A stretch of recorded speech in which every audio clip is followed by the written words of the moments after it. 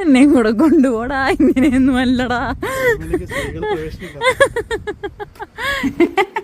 Hello guys, അങ്ങനെ നമ്മുടെ first day ഇതാ ഇവിടെ തുടങ്ങാണ്.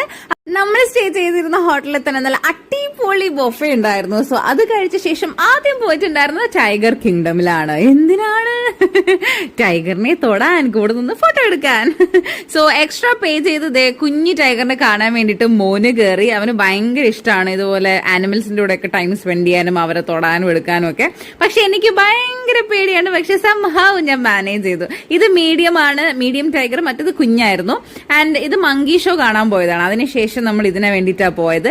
മങ്കിയും ആസ് യൂഷ്വൽ മോനെ കണ്ടപ്പോൾ മോനിന്റെ അടുത്ത് ഇങ്ങനെ പതുങ്ങിയിരിക്കായിരുന്നു. നല്ല ക്യൂട്ടായിരുന്നു.